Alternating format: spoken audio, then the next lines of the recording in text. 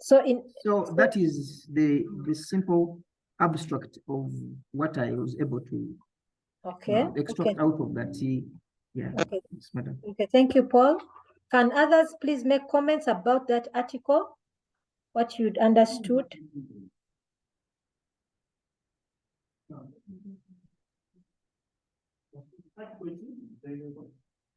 Flexing with IT.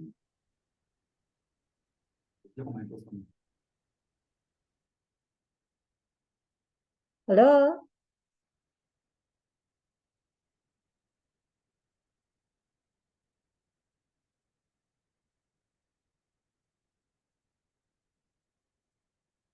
Hello, any comments? Any other comments?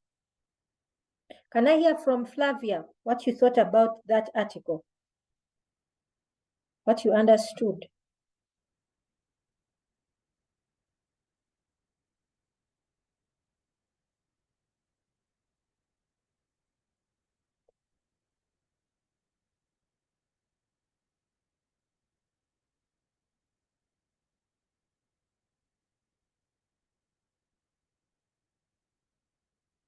Can we hear from Flavia?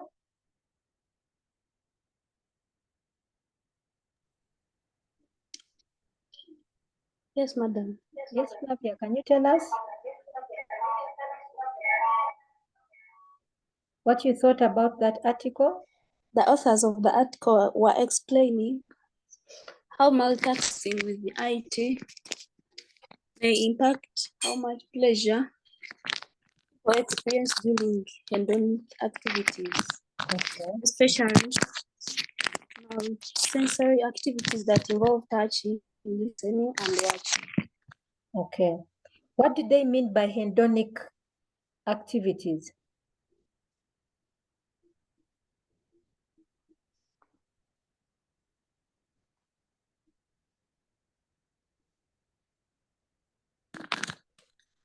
Furthermore, what I read about the article,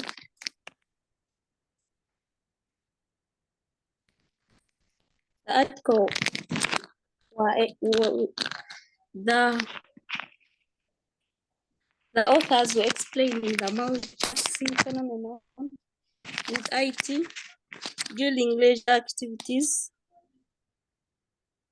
and they underline the benefits of such activities. Flavia was asking, what does hedonic activities? Madam, that's it. I wanted to ask, what does hedonic activities mean?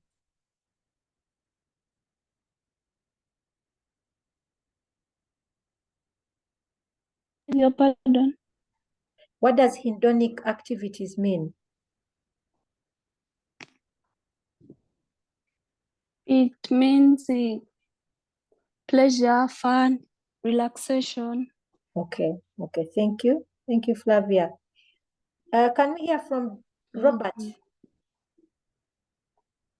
Robert, can you tell us what you thought about the article? Good evening, madam. Good evening to you. According to the article, the author's intention was to show the difficulties that are experienced in information technology. And according to what I got out of the article, it portrayed out the interferences that we normally get, all people normally get of this generation, and especially when dealing with the information technology. And furthermore, the article tried to show the concern of a human brain, for example, a human being, how it works and manipulates information in specific time. Okay. Here, it tried to show the effects of multitasking when using information technology. Okay. Thank you. Yes. I think from those that have listened to, you really took time to understand. So let me also just share a few things. Like everyone said, can you all see my screen?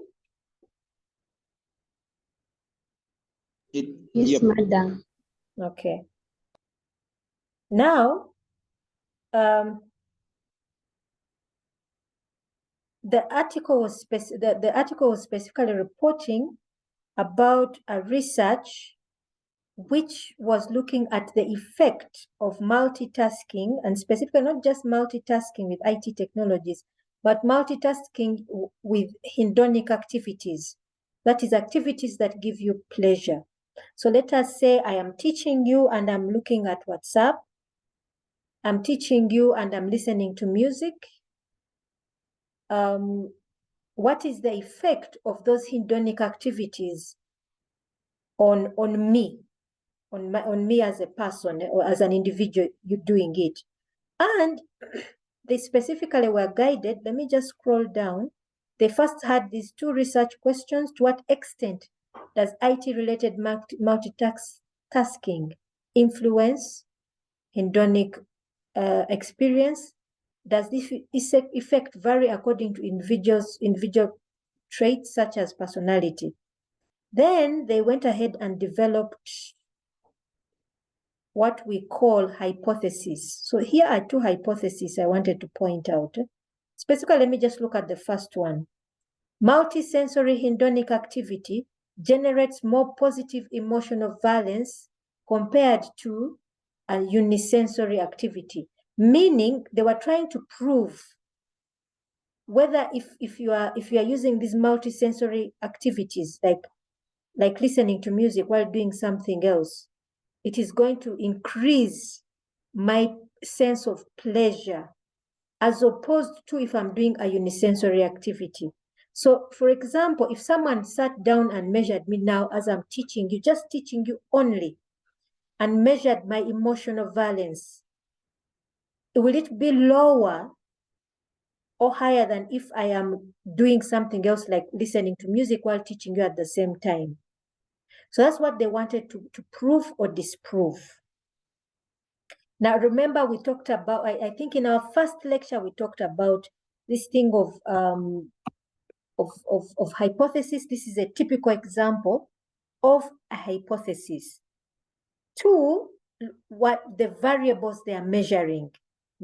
They're saying a multisensory hedonic activity generates more emotional valence compared to a unisensory activity. Yeah. So they are measuring the emotional valence of multisensory hedonic activity, and they are measuring the emotional valence of a unisensory emotional activity. Those are two variables they are measuring, and they are trying to prove or disprove that one produces more emotional valence than the other. Yeah, one produces more emotional valence than the other. So this is a typical example. This shows you, number one, that variables are being measured, actual variables are being measured, studied. And then two, it shows you the comparison, proving or disproving what is typically found in a hypothesis. Two, we also talked about research being, it solves actual world problems. Can anyone tell me what this research contributes to solving an actual world problem? An actual practical problem that we deal with?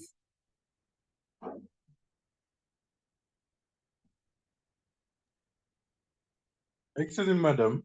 Yes, please.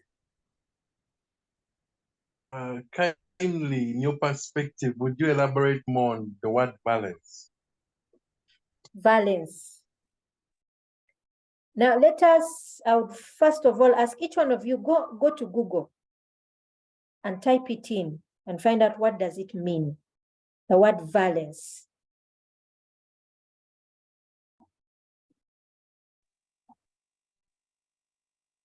On Google, it has several meanings, madam.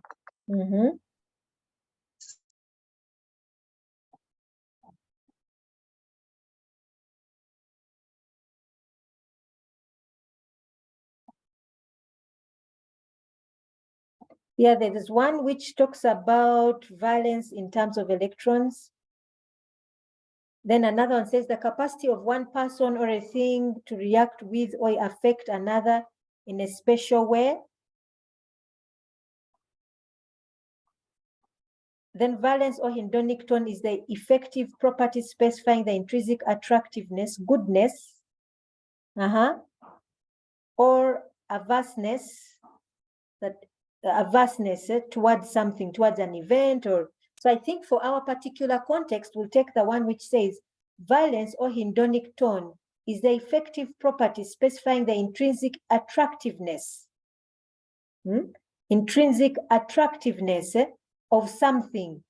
How attracted am I towards something in comparison to another? I remember in one class, was it this class where we talked about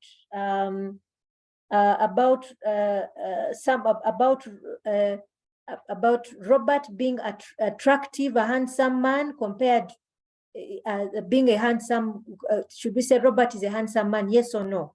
Was it this class where we had that example? No.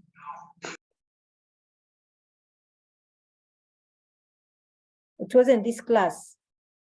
Okay. If let us say I was to ask each one of you, we pick one person in the class, let us say Paul, yeah? And then I ask each one, send a broadcast message asking, is Paul a handsome man?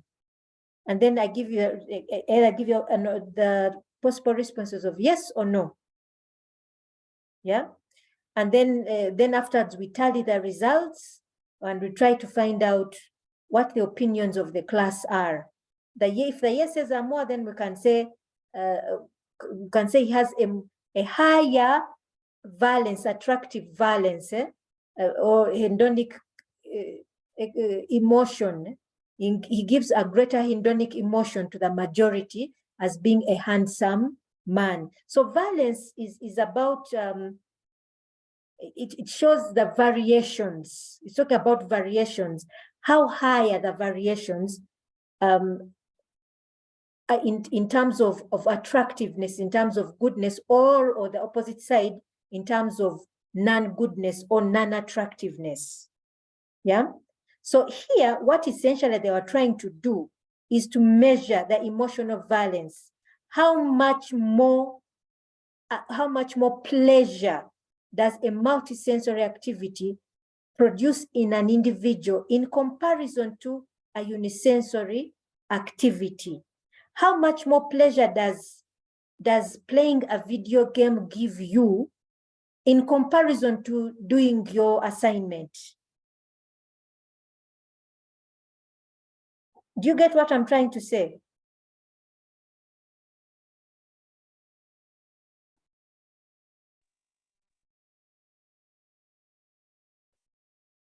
Hello, who had asked that question?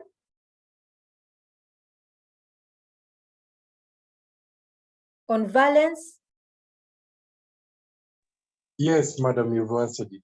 Okay, yeah. So it's talking about the range of level of emotional feeling that one thing produces in comparison to another. Okay, so now I had asked a question. I can't even remember what the previous question was. I'd asked you a question. Yes, the question was, this research, where is its practical implementation in the real world?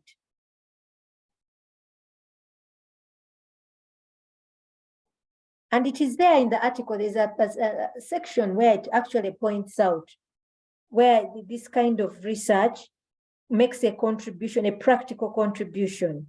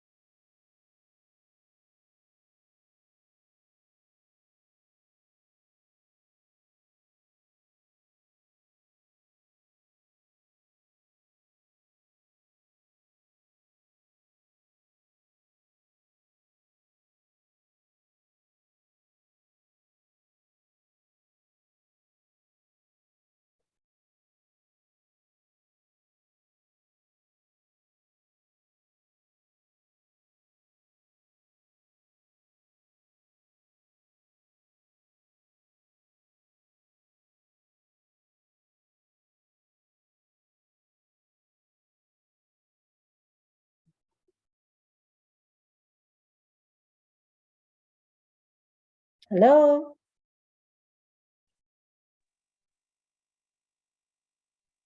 Madam, Yes, please. I remember where the author was talking of where they examined participants who listened to loud music somewhere, but I can't really remember the location. Okay, I'll just give you a simple example. If someone decides to text while they're driving, what would happen? There would be an accident. Pardon? There would be an accident. So imagine lawmakers coming up with a law saying one must not text while one must not use their phone while they're driving. They actually have a backing of a research like this. Not so. This research clearly demonstrates that one loses their concentration levels as they use their, especially smartphones, as they're carrying out a task that really needs to be done, a unisensory task like driving. One must not be using their smartphone as they are doing something important as driving. So this research actually gives lawmakers, so imagine lawmakers in Uganda, that means parliament, they would use research like this to back up a law which prohibits road users from using their phones as they drive. Not so.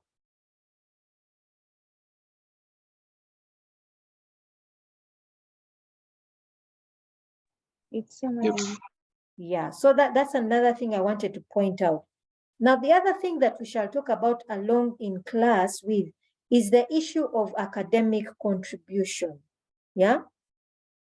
Here in this research, it talks about past research on IT multitasking has primarily focused on utilitarian professional contexts. That means it has only pointed out on whether multitasking gives pleasure or not, but it has not gone ahead to show by how much does multisensory activities, how much pleasure does it give you?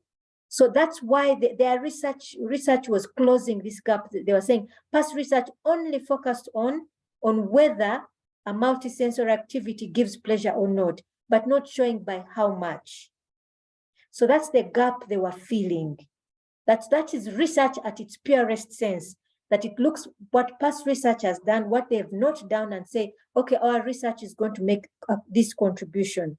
Now, again, of course, at undergraduate level, we don't expect this much from you, but bear this in mind, especially as you go to your master's level. Okay? So now this is typical. I also wanted to show you research in IT, what real research in IT is. Many times we have a misconception that by building a system, we're actually doing research, but no, we are not. Building a system is not a contribution to research. You'd rather build a system and find out if it has the effect you expected it to have. That would be more of research. So, do we have any questions so far before we move to the next topic?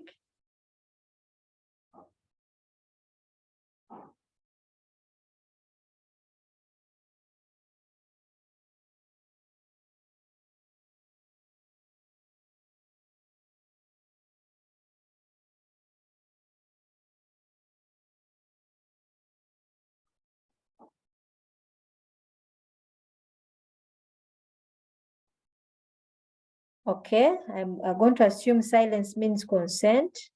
So let us look at the nature of research. Give me a minute, let me get the slides.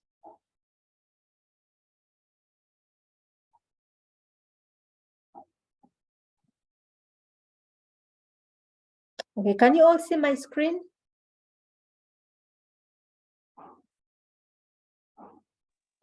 Yes, madam. Okay, so let us start this research. So we're going to look at the nature of research with 2 lecture sessions. Hopefully we shall finish this one. If we have time, we can go to the second. But if not, we'll stop here. Kindly, madam. Yes, please. I do have a question. Yes, please. I do have a question. Yes. Yes, go ahead.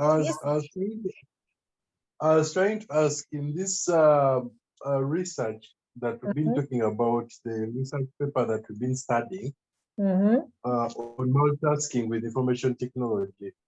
So the concept the researcher was using was the balance concept, right?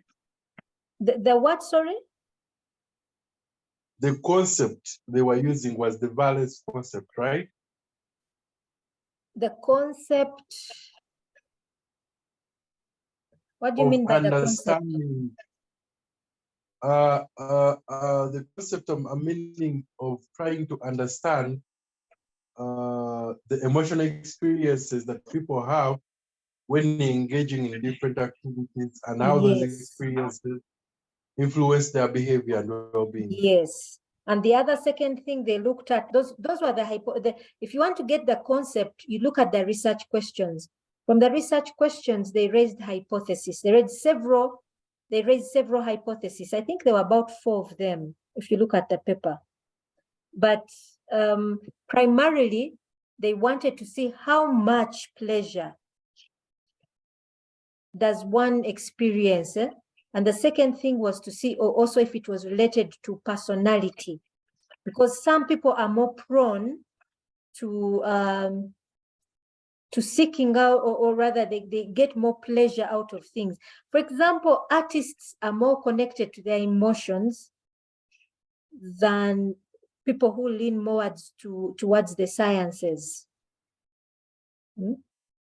Artists are usually much more connected. People like actors.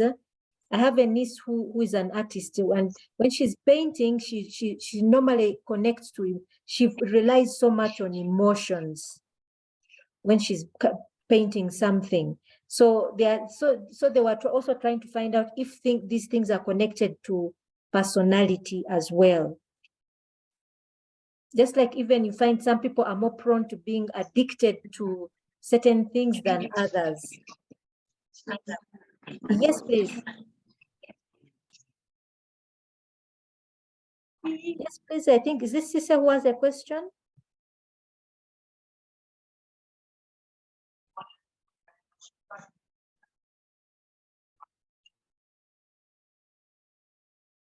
Hello?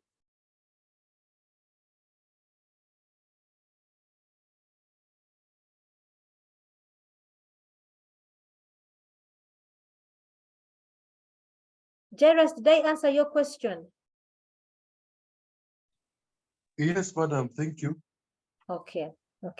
So let us look at research philosophy. So this lecture, together with the next one, which is research types, these are, should I say, the concepts behind research, research methods. You will not necessarily write about them as you're writing your books, but there will be things at the back of your mind that will guide you on the strategy that you use on your focus of research, how you're going to carry out your research.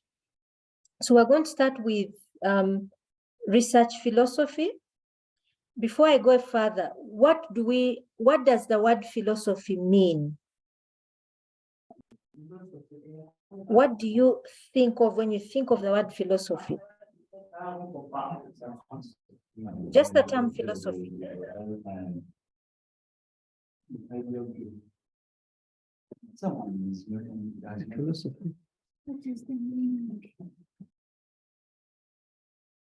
What do we understand by the term philosophy?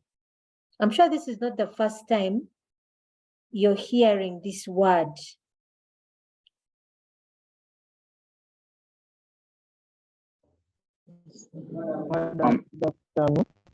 Good afternoon.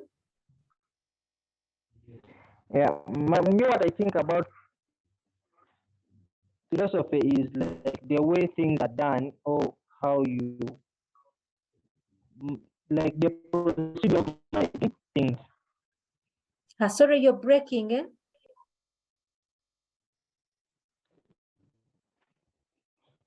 Yeah, madam, are you getting it?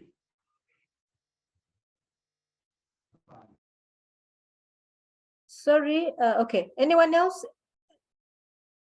Anyone else, what you think of the term philosophy? Okay, madam. Madam, What I he think was about saying it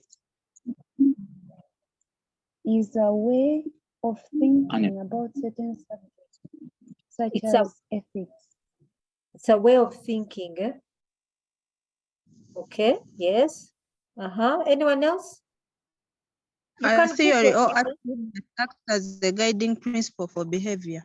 Yeah, a theory or attitude that acts as a guiding principle for behavior. Okay, okay, thank you. Thank you, Olive. Any other thoughts? I think we've been backing up the truth through reasoning. Sorry, there.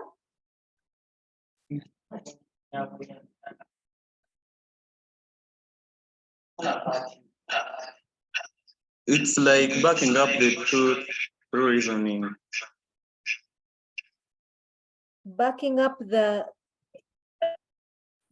Okay, I think that there is there are some breaks there. I think there may be an echo on your side. Now, philosophy basically guides us on why we do the things we do. I'll just give you a talk. One time I had listened to a philosopher talking about the philosophy behind being human, and specifically the bodily part, our bodies in particular. And he went ahead and talked about that each organ that we have on our bodies has a specific purpose. If we study the human being, each organ that the human being has a purpose. For example, you have eyes, and the purpose of the eyes is to see. You have ears, and the purpose of the ears is to hear. You have the digestive system, and the purpose of the digestive system is to take in food and take in nutrients. You have all these different body parts. Then he gave the example, he looked at the example of the digestive system, which starts in the mouth. He said, what is its purpose is to take in nutrition, which means our primary purpose of eating should be to give nutrition to the body. Now, do we also eat for pleasure? Yes, you can eat something nutritious, which is also tasty. But what happens if we remove the nutritious part? And one says, I'm only going to eat for purposes of pleasure. What happens?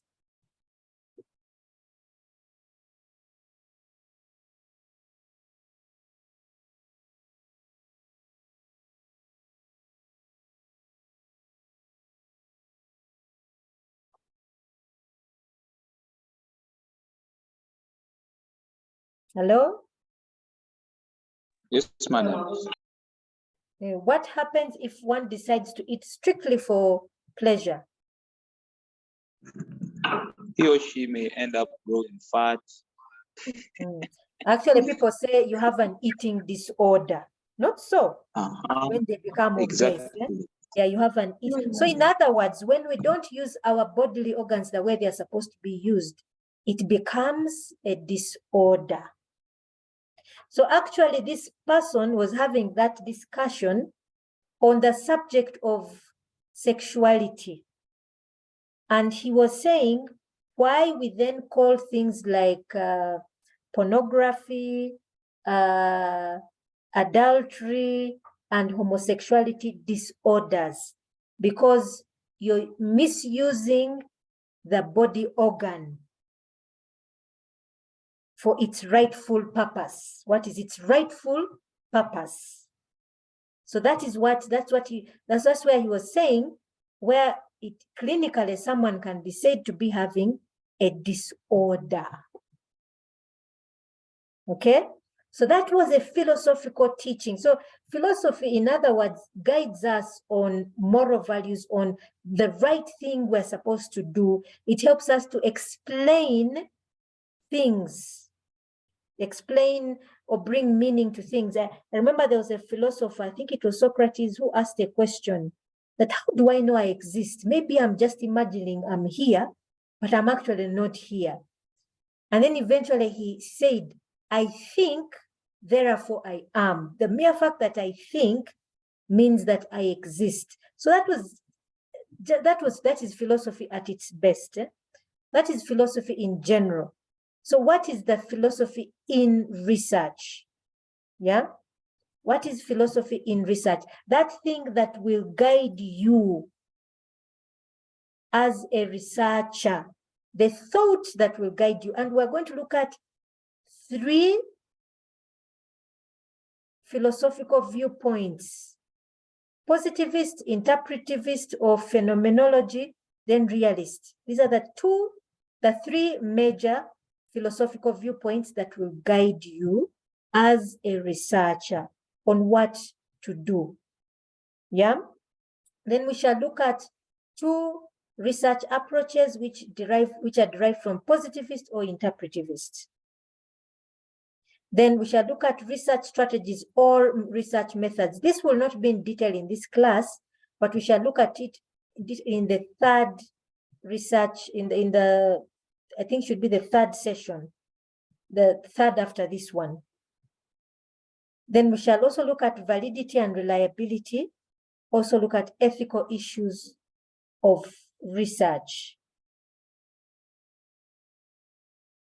So we have what we refer to as a research onion, the research process onion, meaning you have a set of several layers you need to go through before you come to the end, or rather to the conclusion of your research.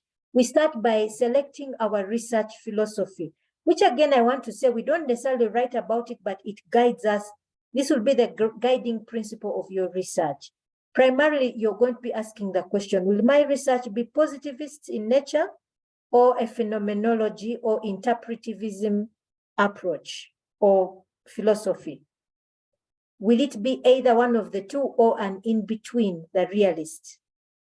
Yeah. After that, you'd select your research approach. Is your research going to be deductive or inductive? Is my research going to be quantitative or qualitative in nature? Once we've selected that, now these 2, the research philosophy and approach, we get to know them specifically when we've understood our research problem.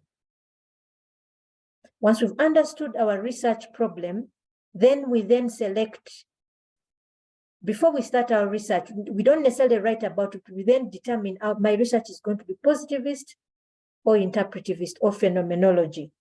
Yeah, one of those 2. After that, we then select our research method or strategy.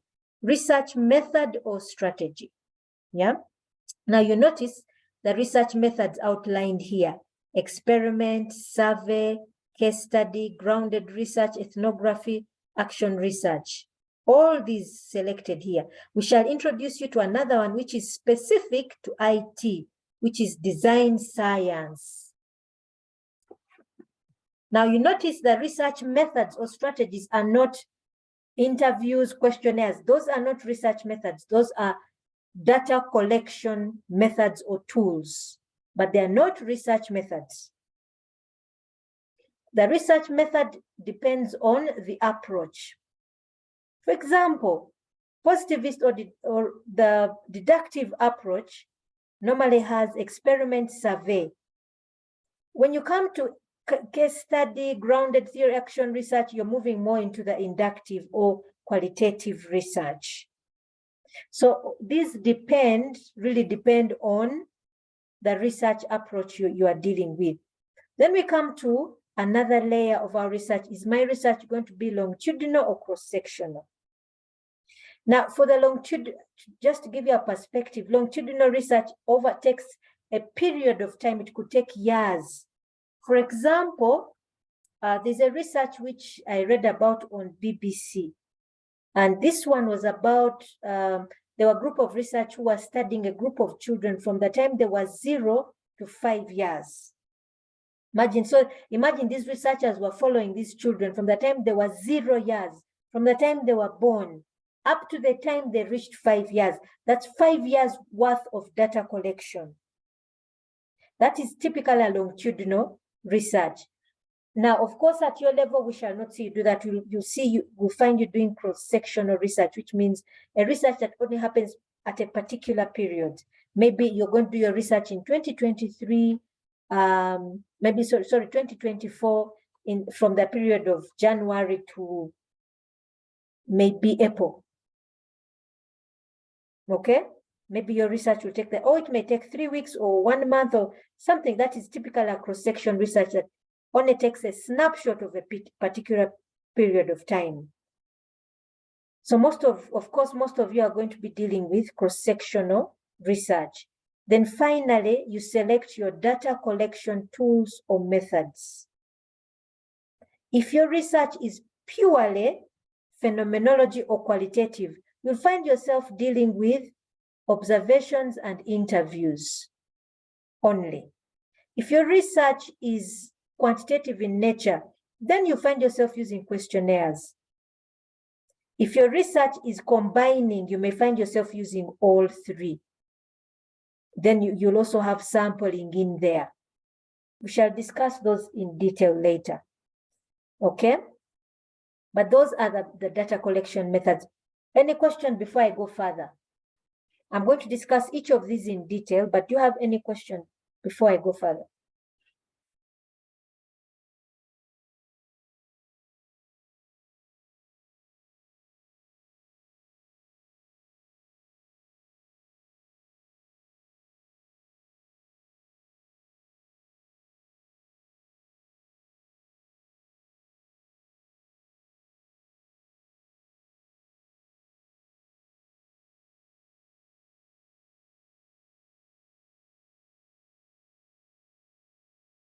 Any question?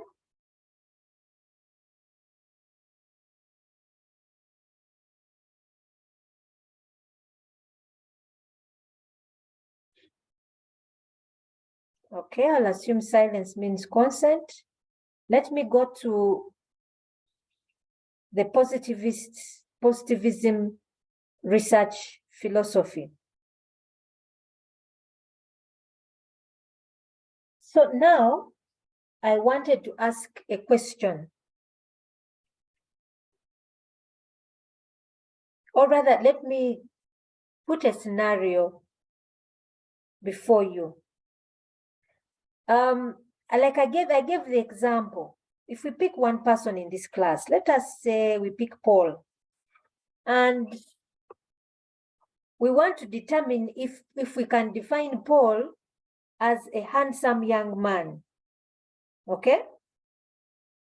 So I send out a question to all of you, and I say, is Paul a handsome young man? Then I'll put a scale of responses.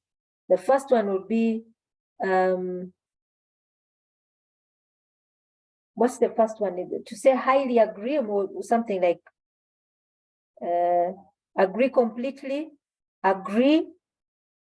Someone may say neutral, and a person will say disagree or highly disagree. That scale, and I send it to all of you.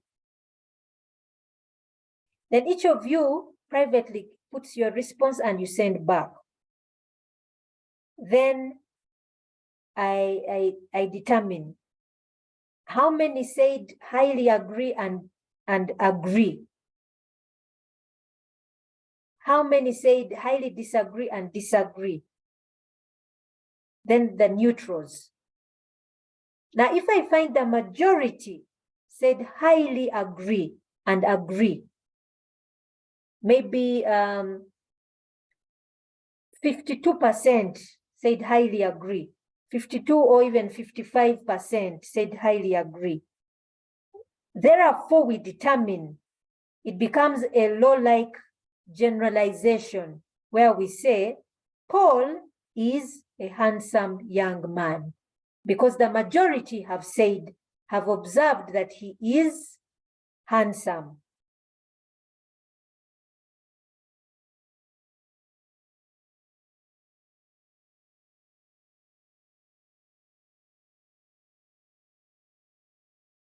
Is what I'm saying making sense? Yes. Yeah. Who is saying yes? Is that Paul? I hope it's not Paul saying yes. Madam, it's Arafat. I also say yes, but it's okay. no. And Paul agrees. Okay. So what we're saying, with a positivist approach, they take a quantifiable observation, something that can be counted. Yeah, something that can be counted. That is the positivist approach. And for them, they deal with something that can be generalized. If the majority say this, that means that must be true. Okay. The other thing, they say that the researcher is independent and is neither affected or is either neither affects nor is affected by the subject's response. So physically, if I would be sending you that questionnaire, I don't see your expressions. I don't hear what you say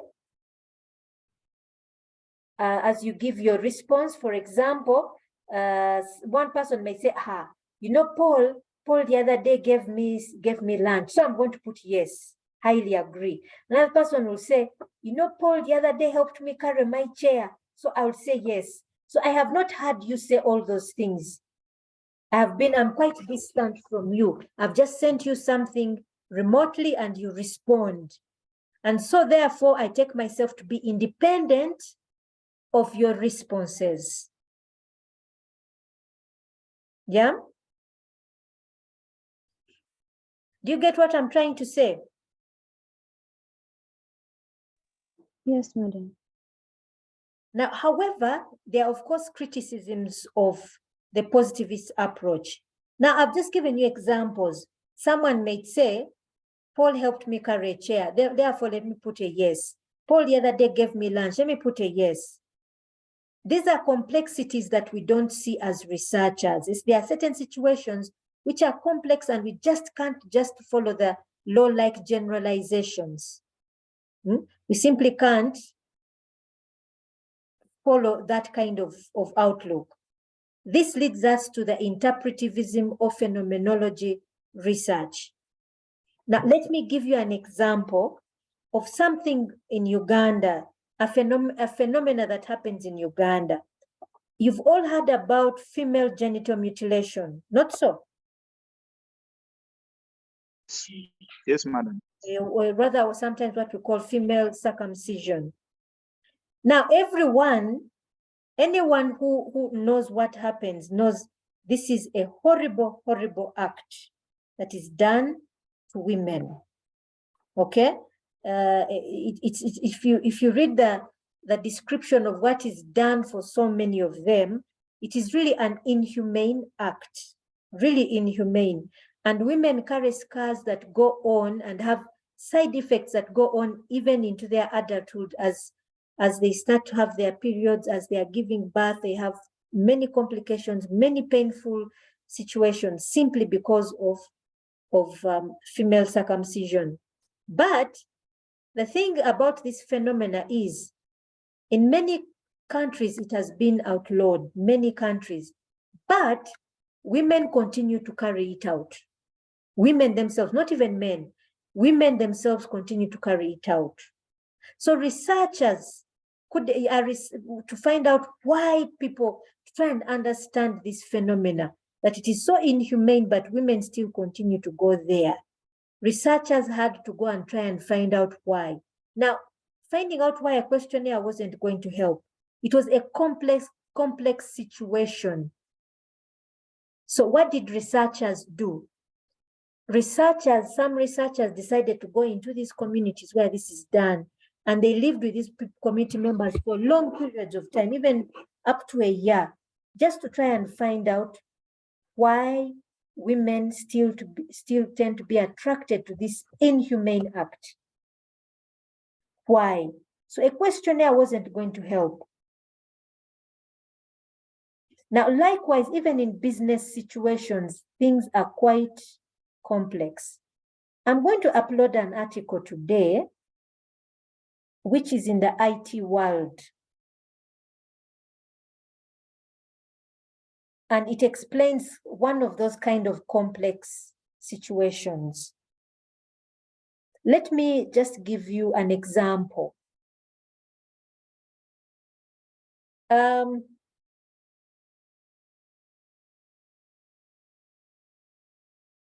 How can I put it? Yes, let me talk about e-learning. I was head ICT at UMU for about 4 years. Now I remember before COVID hit, before COVID came in, I remember as an ICT department, we said, let us focus on the university's core objectives. So we said, why don't we set up an e-learning system? So we set up Moodle even before COVID came in. Moodle was up and running. And we even talked to some lecturers, oh, they were quite positive, but no one picked it up. No one picked it up after ICT set it up. But when was it picked up? That it was picked up the minute fellow lecturers, there was a group of lecturers that were in a project which was looking at blended learning, and they started using ICT. And they really became, they were so motivated by it, and they're the ones who motivated other lecturers. So you see the complexity of it. A lecturer was willing to listen to another lecturer, but not to an IT person about using technology. That's a complexity. That's a complexity in society. The way society members are willing to pick up something, they are willing to pick it up depending on who is talking about it, especially IT. Okay? The article I'm going to upload for you is dealing with groupware applications. So an example of a groupware application is WhatsApp. WhatsApp can be used by a group of people. For example, you can have a WhatsApp group where you communicate. A lecture has just begun, things like that. But this one was actually being put in a business context where they were hoping that this groupware application would help top management communicate better. Now, the application worked very well. It was user-friendly, but in the end, it failed. And what the article is trying to do is to bring out the complex business situations that made that application fail.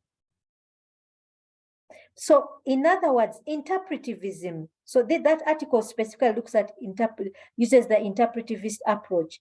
They were trying to find out what are those social constructs within a business context that made that application fail. And in that situation, giving out questionnaires wasn't going to be enough. It needed the researcher to actually get involved to see those underlying social constructs. Okay? Just like that social researcher who went into a community just to find out what are those complexities within a social construct that make a woman choose to go for female circumcision.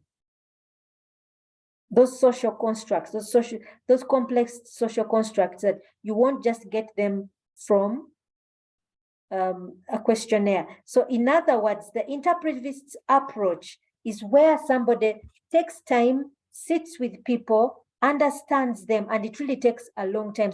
I remember there was a lady who did this kind of research, and it took her a year. She was studying her research was in the gender field, and she was looking at women who are in multiracial marriages. That means the husband is black, the woman is white, or the woman is black, the husband is white. The complexities that women face as being married to somebody from a different race from you. So she said this girl spent about a year with a couple, just trying to understand, going to hospital appointments with the woman, going to hair appointments, things like that, just spending time with her to understand what were her issues. So that is typically the interpretivist approach. Do we have any question?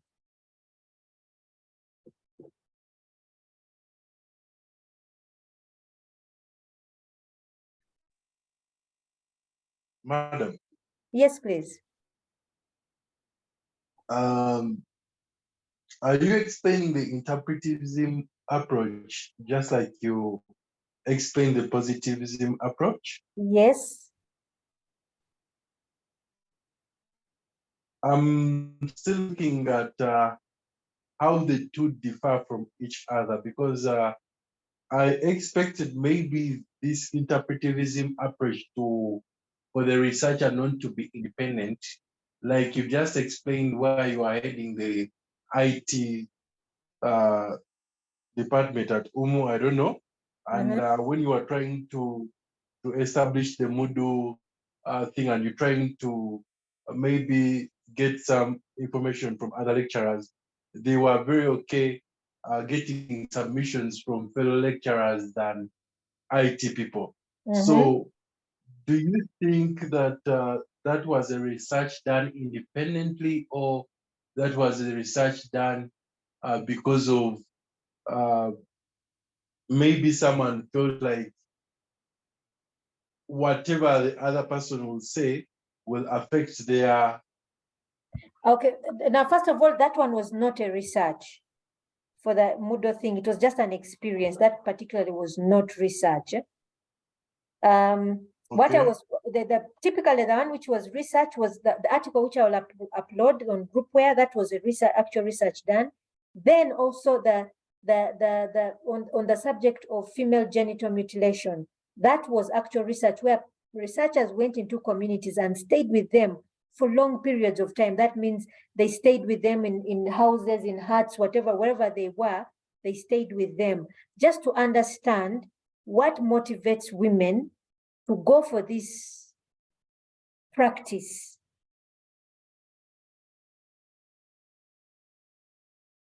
Okay, those were actual research that was done. But for the Moodle case, that wasn't research. That was really that was an experience. What I can give you actual research that I have done, and also to answer your question of bias, whether the researcher takes is biased by the research, because you're heavily involved. My research, my research at PhD level was more or less interpretivist in nature. So I was researching with, I was with a community in Nindye. Nindye is in part of the Nkozi sub-county. So just as you're heading to Masaka. So it was at a healthcare facility and with people, their community members called VHTs, that is Village Health Team. So these are ordinary community members who have voted by the community, and they provide healthcare services at the lowest level of a community. That is, for instance, they will record new births, encourage mothers take their child for immunization, or if there's a pregnant woman, go to the health facility. They will also they will also provide healthcare services, like if a child has malaria, 3 things: malaria, diarrhea, or pneumonia. They'll provide the first course of treatment, then encourage the parent to take the child to the health facility. So now, what was the research specifically about? It was about mobile phones, using mobile phones and rural community users. So at that time, what the Ministry of Health, together with USAID, was implementing an mHealth application in the community. So my objective was to research and find out if this could be sustainable or not. So my research was focused on trying to pick out those complexities within the community that will either make or break sustainability, things that will oppose sustainability, things that will support sustainability. So I was looking at the community members as mobile phone users. I was looking at them as people who can maintain a mobile phone. things like that. So I spent about 2.5 years with this community. And there were many complexities I found out. So take an example, the thing that I never knew that I discovered was a number of community members, especially those who are above a certain age, could only make a phone call and could only receive a phone call and make a phone call. That's it. They didn't know how to use the messaging part. They didn't know how to use SMS, nothing. And this application depended on the SMS platform. So imagine most of these community members the VHTs were old members of the community who couldn't even use SMS. But that was a complexity I was not going to find out if I was just going to give out a questionnaire. It was something that I had to spend time with the community to learn, for them to open up and let me know. Jairus, do you understand? I understand very well. Yeah. So now the subject of your question of objectivity, that is an extremely important one. And this is extremely important, especially for those doing qualitative research. How do you maintain objectivity? Because you're with these people, one of the things you have to do is to continually ask yourself, first of all, take what the subject is saying, your research subject is saying, not what you feel. Here you're asking about how people make sense of what they make sense of, not what you feel. I'll give you an example. When I was doing my research, I remember the community members the VHTs kept demanding for things. Oh, let the donors give us bicycles. Oh, let the donors give us this, that, like that. We also need a salary, things like that. So I remember when I was doing that research, we were a number of people there. I remember there were people from the health science faculty. And there was this one lady, when she came, she was actually a white lady. She says to me on the side that, you see, they're just there busy begging for things. Said, now look at this VHT, even he has a motorcycle, but he's begging for a bicycle. You see what they're doing? They are just begging. Now, at a certain point, I wanted to agree with her, but something I remembered, oh, now I'm being subjective. What my objective as a researcher was to take the perspective of the research participants, whether I agreed with them or I didn't. As an interpretivist researcher, my objective was to understand, why are they asking for these things? Why? And the main point was, they are financially poor.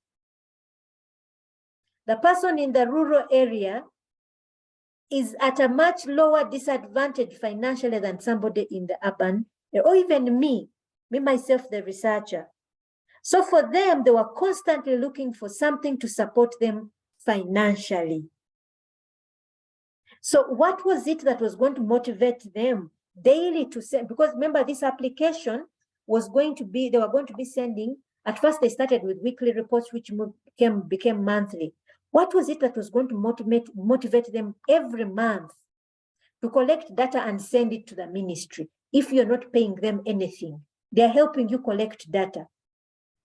What was going to motivate them? What was going to motivate this VHT? If his or her phone got spoiled, to buy a new phone, to send you, send the ministry data daily, or rather monthly, what was going to motivate them? Their financial situation was key, a key factor to maintain this application going. So in other words, whereas this application works perfectly, the user is a complex social being who has certain needs and requirements. And my research was to bring out all that entire perspective. So I had to disassociate myself from certain things, even if, I was with this lady who was saying these people are just begging because they've seen a donor. Yes, they are begging because they are financially poor. So finances were a big motivating factor to the success of this application. Jarius, have I answered your question? Yes, madam, I totally understand. Okay, so those are key points to see. Although many times those who follow the positivist approach like to take it that interpretivism can be subjective. Yes, it is it can be subjective, but not for the researcher, for the participant. And the objective of interpretivist approach is to bring that total full understanding, to bring a full picture to the research world. Okay, we come to the third research philosophy. There are those who feel the two approaches are not enough. So they want to combine the positivism and the interpretivism approach. Yeah, so this is the realism approach, where you try to combine both approaches.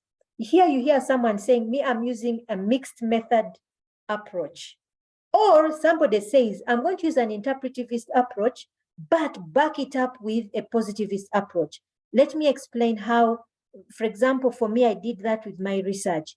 I spent time with these community members. I picked out certain things, certain variables that I felt were going to affect the sustainability of this mobile application. But for me to validate my findings, I decided to give out a questionnaire to about 100 VHT, okay, 50 VHTs from one village and 50 VHTs from another village, to find out truly if those things I had seen really existed. So the questionnaire, although my research most data was collected using interviews, observation, sitting down with people, recording workshops as people talk and things like that, I also used a questionnaire.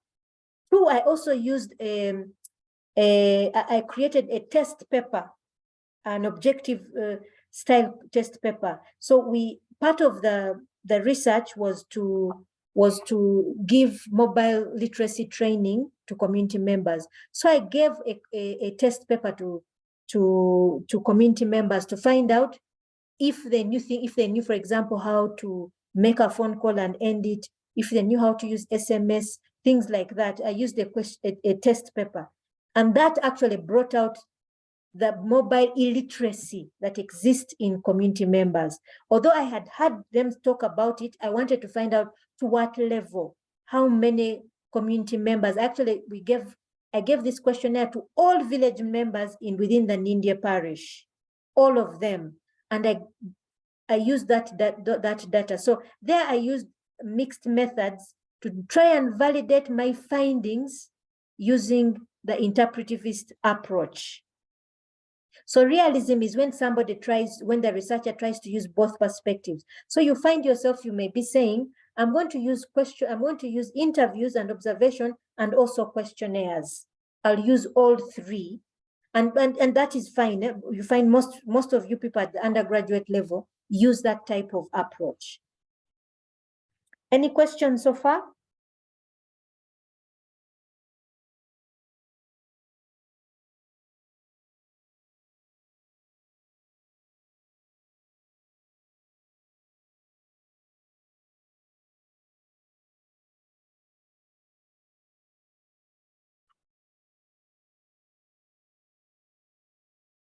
Is there any question? Please ask questions if you don't understand. All these points will become key when you are developing your research problem. You'll see them take effect then. Let's look at research approaches. So the research approaches, as you see here, are connected to your research philosophy. Yeah? They are connected to your research philosophy. The research approaches are deductive and inductive. Have any of you ever seen or read about Sherlock Holmes?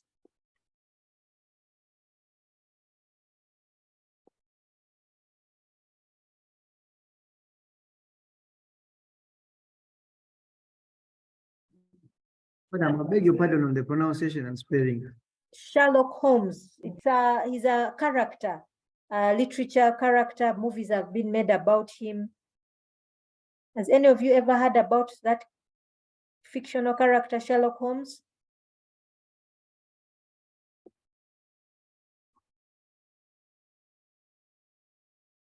Anyone?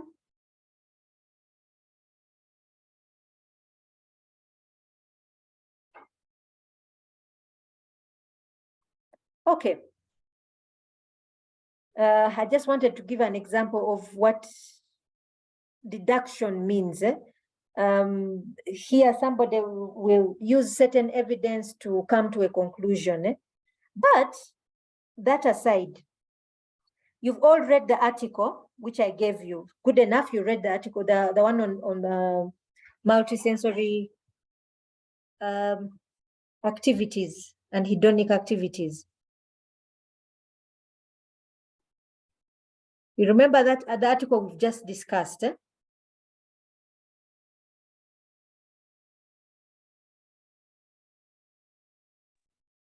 Yes, madam, I remember it. Okay, let me actually pull it out.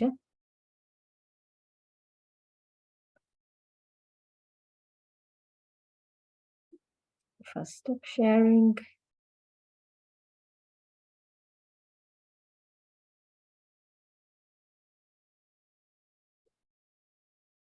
Okay. Now, you can all see my screen?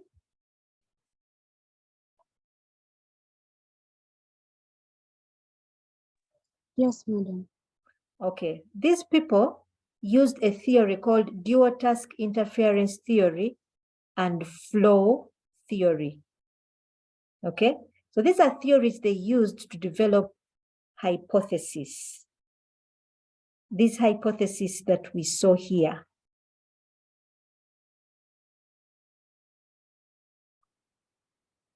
These two hypotheses, and they developed other hypotheses.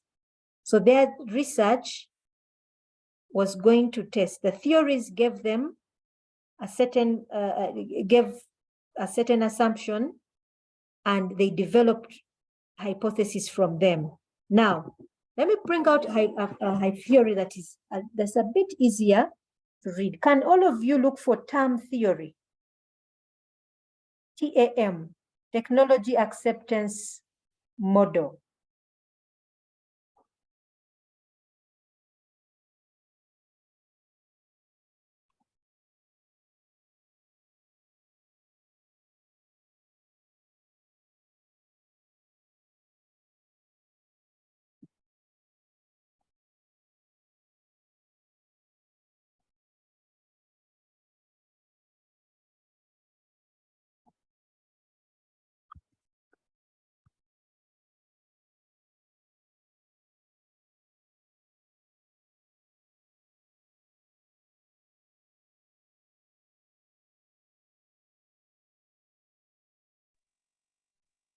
Yes, madam, we've got it. You've got it, eh? Yes. Okay. What does it say? This is a theoretical framework developed in the field of information systems that aims to explain and predict user acceptance and adoption of new technology. Mm-hmm. Let me just share my screen. Eh? So do you see this? It puts it, TAM, can you see my screen? Eh? Yes. Okay. Yes, TAM, yes. TAM pulls out two, it sets two, should I say, assumptions. It says, a user will adopt a technology if they perceive it to be useful, or they perceive or they perceive it to be easy to use, ease of use, perceived ease of use. That means if you give me any technology, I will only use it if I either or and, if I perceive it useful, that it will be useful to my job, it will give a better output, and it will give better results. Then I will also use it if I perceive it to be easy to use. Number one, it is useful. Number two, it's easy to use. Okay? Now, we can ask the question. Someone can even say, I'm going to do a research to find out about the perceived usefulness and ease of use of Moodle. Yeah, and you set out a hypothesis, just like these other researchers of multitasking did it. You set out a hypothesis.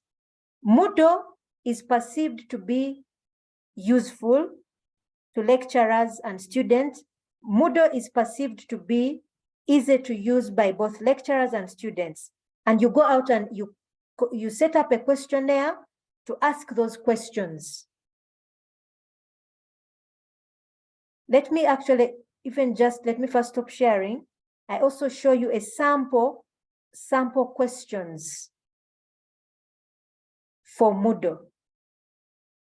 For term.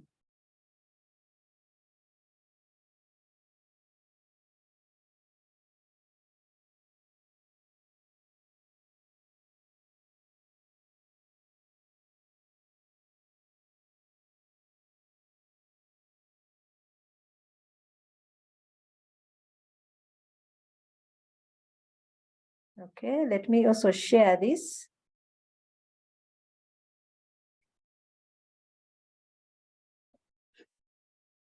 Can you see my screen now?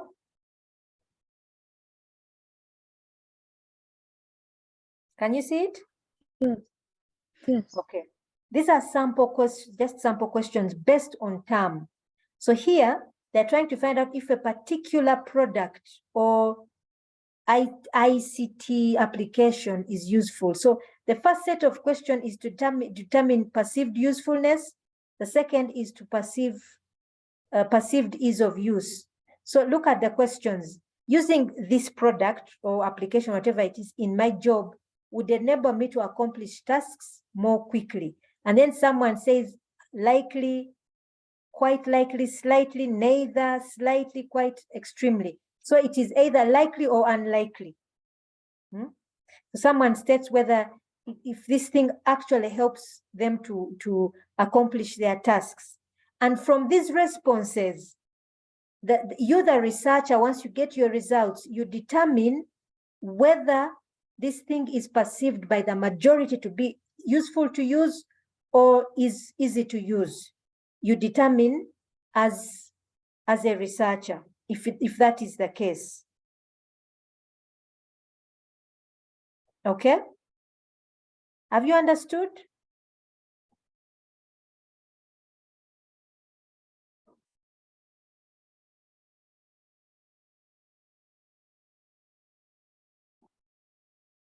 Hello? Yes, madam. Have you understood what I was trying to say?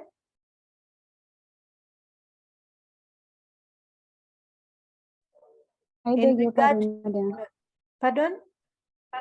Madam, pardon. Sorry, I was asking, have you understood what I was trying to explain? Sorry, this is not a slide.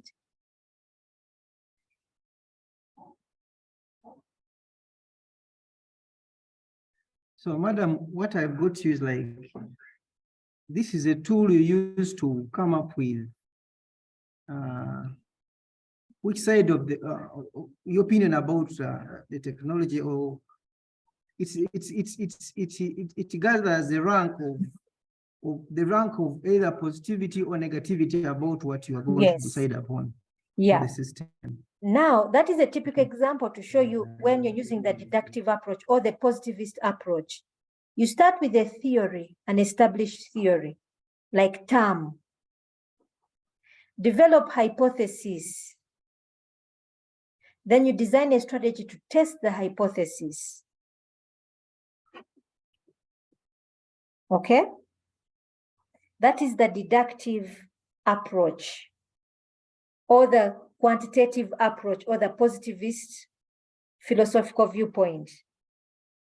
So with the deductive approach, you start with a theory. You must have a theory that guides you to test if something is true or false, or to measure it.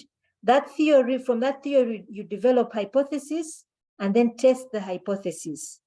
Just like the researchers in that article of multisensory activities. So I was giving you an example of TAM. TAM is a typical theory which guides one on determining if an IT application will be adopted or not. Okay.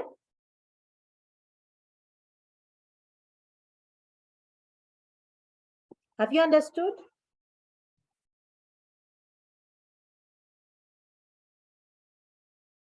Yes, madam, we get you. Okay.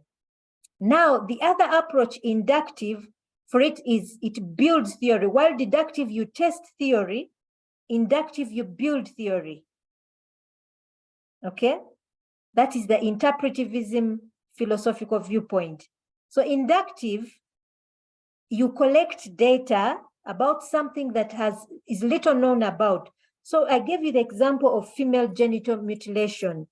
When researchers were seeing, people, even lawmakers were seeing that in countries, for example, in Uganda, female genital mutilation is outlawed. It's considered a criminal act, yet women still go ahead and carry it out.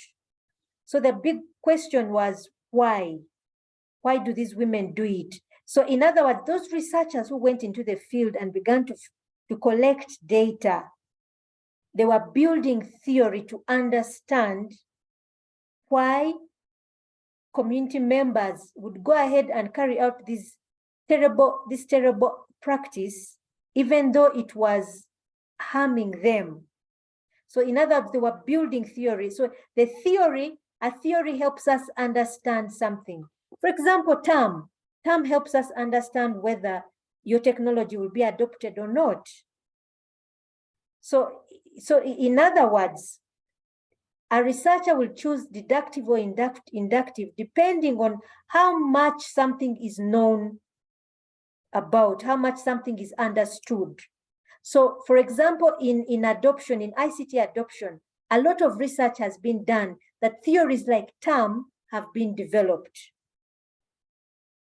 But in other areas, you find there has been little or no research. So in other words, someone takes the inductive approach to start to bring bringing understanding to a particular phenomena, a particular subject that is little known,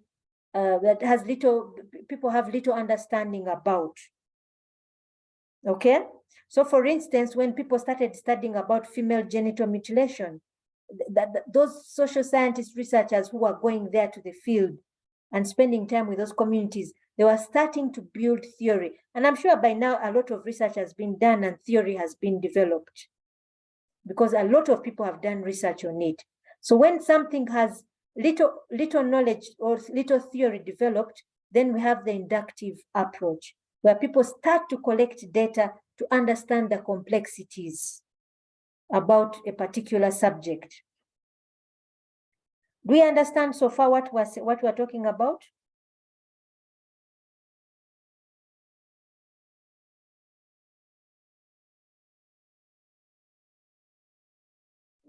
Yes.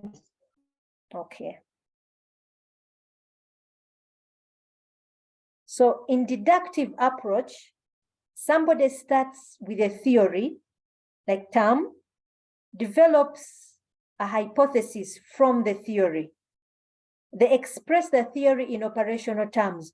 You saw the example of the multisensory article where they expressed the theory in an operational term, where there were two specific variables they were testing, multisensory and unisensory. Which one produces a more positive emotional valence? You remember those two the hypotheses?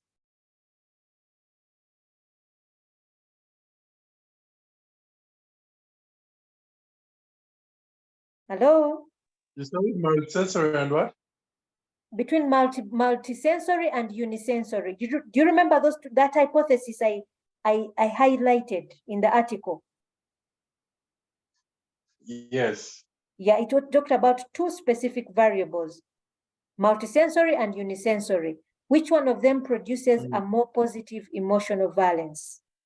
Then they went ahead and tested the hypothesis when they were putting those participants in a chair which was measuring feelings. Do you remember that? That was their... It was a chair with vibrations. Yes. So that experiment, they were using the the lab experiment research strategy. Yeah, that's what they used to test that hypothesis. Then they examined... You mean when the people who are examined were sitting in a chair which had vibrations and there was loud music being played? So when they were testing the emotional experience and then also asking the participants to record what they felt, that was all part of the lab experiment. So they were using the lab experiment research strategy. Then they measured the outcome and then reported the outcome to us. So the outcome can either prove or disprove the theory. Can either confirm. If it doesn't confirm, then you modify the theory.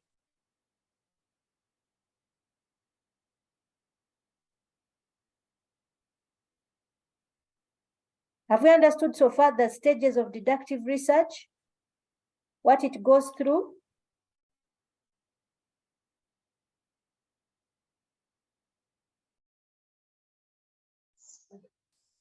Have we understood? Yes, so Jared. Madam, what you are trying to say, if the hypothesis is not proven with facts, then you can make another finding. Yes.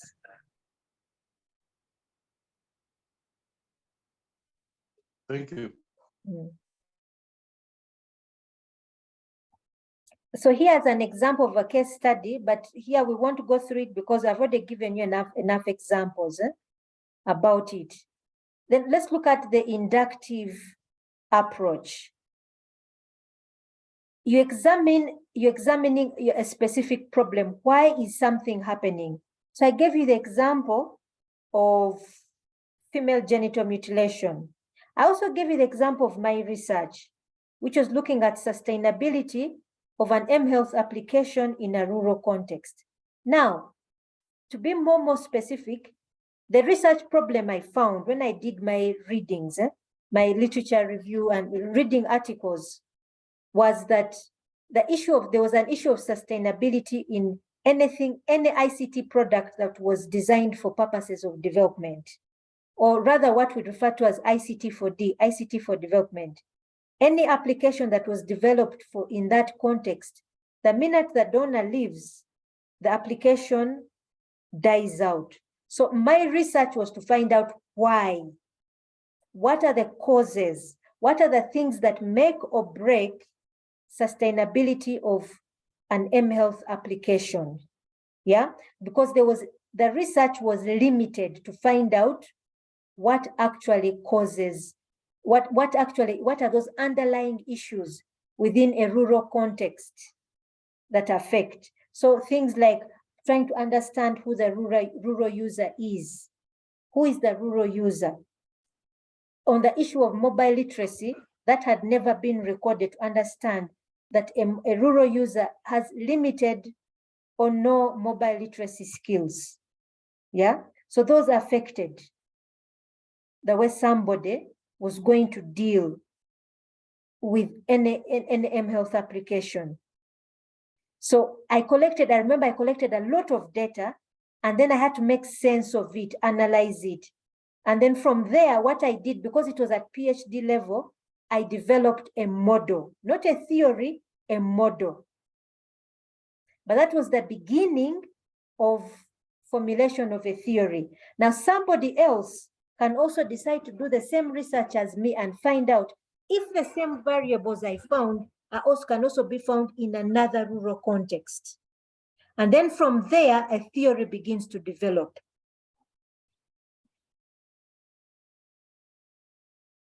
Do you understand what I'm saying on inductive research, the stages it goes through?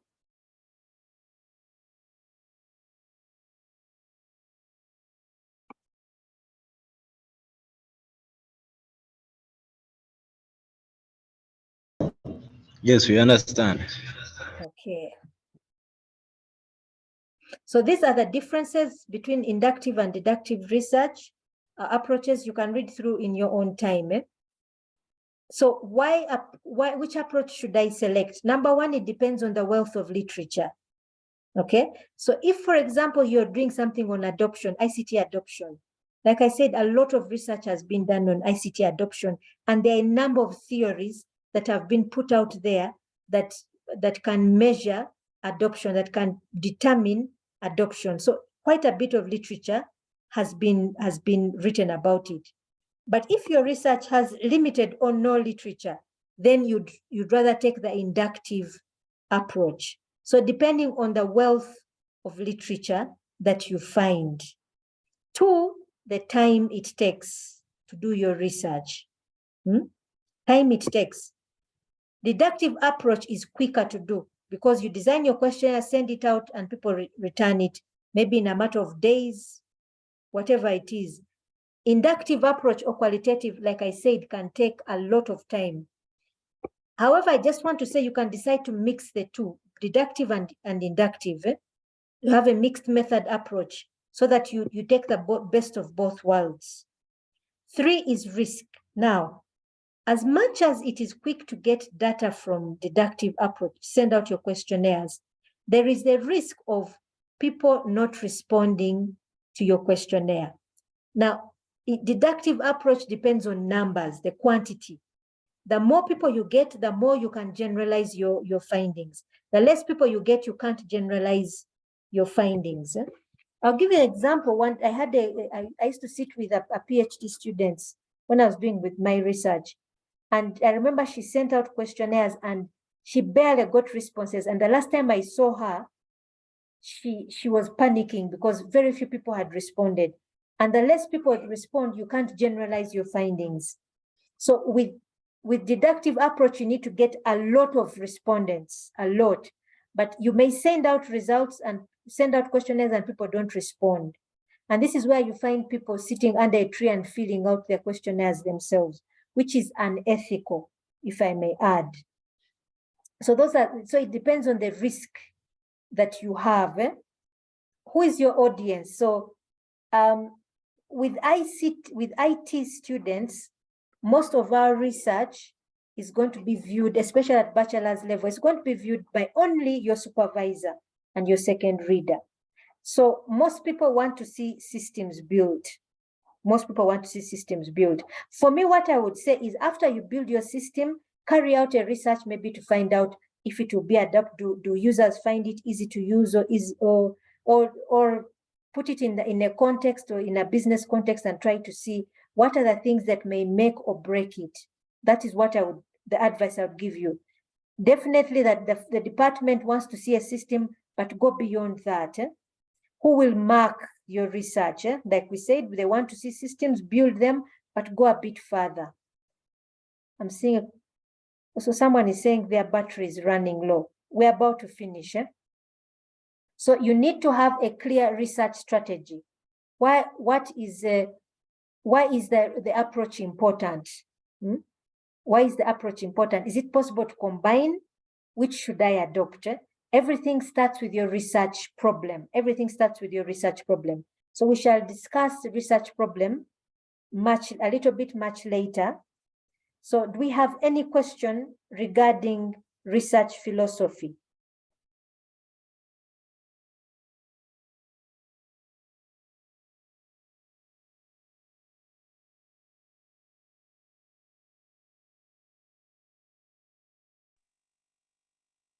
Madam. Yes, please. Research is really very exciting for me. Mm. And I was really following. I've been doing a lot of research, and this is the kind of topic I'm really interested in. Mm. You are trying to say that deductive is more time consuming or less time consuming? Inductive is more time consuming. Because remember, like I told, like my research, I was with a community for about 2.5 years collecting data. Yes. Yes. Yes. So it was more time consuming. Yes. Then of the two, which one did you say that has more risk? Both have risks, but I wanted to point out specifically the risk of deductive. So you may send out questionnaires, but you'll have little response. And with deductive approach, you need to, it's about quantities, but still both have risks. Both have risks. With inductive approach, you can run the risk of getting emotionally involved. You can run the risk of people refusing to open up to you, your respondents. Okay. Then the main approaches here that we talked about, there was positivism and interpretivism. Yes. But again, you talked of realism. Yes. So where does realism apply? Realism is a combination of the two, where somebody says, I'm going to get the both sides. I will try to use both approaches. Okay, I get. Thank you. You're welcome. Do you have any other question? Excuse me, madam. Yes, please. Mine is just a suggestion. Mm-hmm. I'm wondering whether there could be a recap for every lecture we have, just a recap for what we've gone through, because at times we end up missing out some things in case of unstable networks. Okay, so when do you want to have the recap? At the beginning of another lecture? At the end of the lecture, maybe. Okay, but all the videos I record, I have received some which we had the first time. I've just not yet uploaded them on Moodle, but you find all of them, all the recordings on Moodle. Okay. Thanks, madam. You're welcome. We have any other question?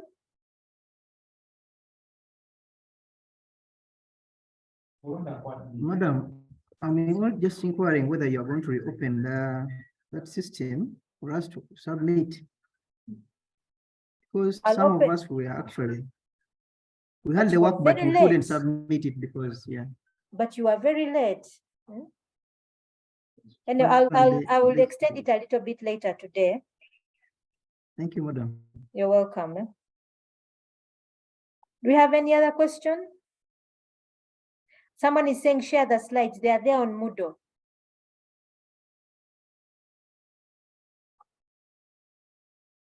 The slides are there on Moodle.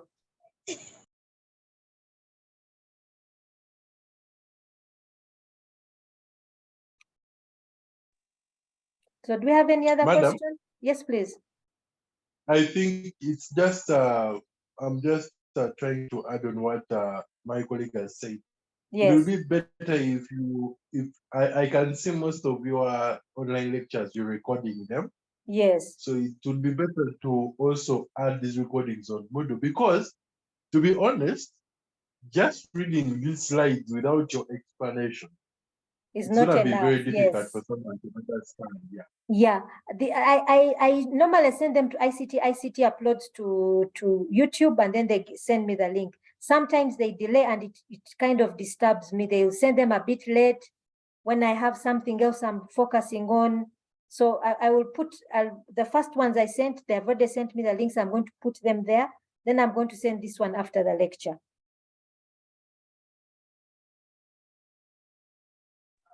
Okay, thank you, madam. Okay, bye. Okay, I thank everyone for listening. So I think we can sign off. All right. Okay, thank you. Okay, thank you, madam. You're welcome.